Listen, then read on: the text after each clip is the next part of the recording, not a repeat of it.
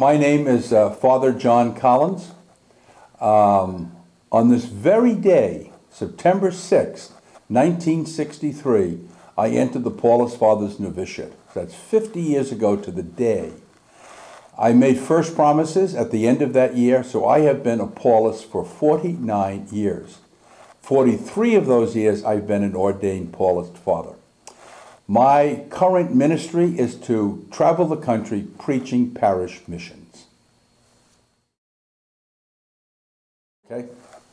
A Paulist mission is an invitation to people to become Paulists. What I'd like to do on a Paulist mission is express to them our mission, which is to bring the story of Jesus in the Roman Catholic tradition to the people of America. I believe Father Hecker put it this way: he'd like to make America Catholic. And I would see my parish missions as extending the Paulists' work through the people that I preach to in the pews. We Paulist Fathers are a very small group, and the more and more people we can get to become Paulists, the more we'll be able to bring the story of Jesus in the Roman Catholic tradition to this great country of ours. The favorite part of the mission, I think, is putting the story of Jesus to the people that are listening to me in my own words, as I understand the story of Jesus. I believe it's very much in sync with the story that the whole Catholic Church teaches, but I try to use very plain language, operating on the notion that God's first language is human experience.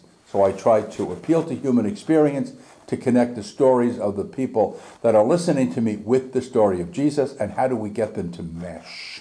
Where do we have to take a red pen and cross out some of the script of the stories that we're living, so that the story of Jesus can become more and more the story of our lives?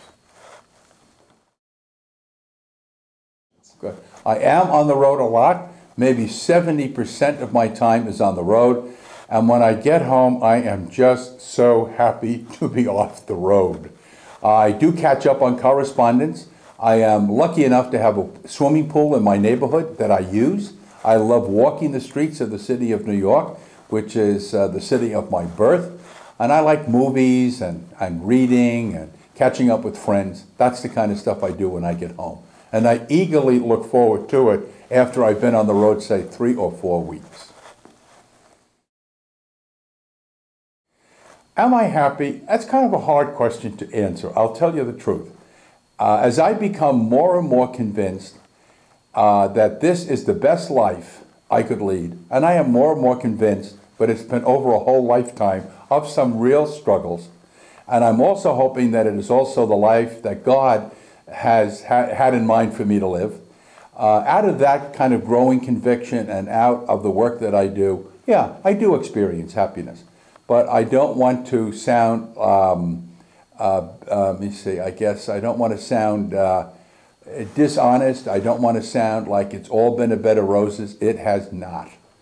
But the conviction that this is the life that is the best life I could lead, given my talents and given my inclinations, I find happiness in that.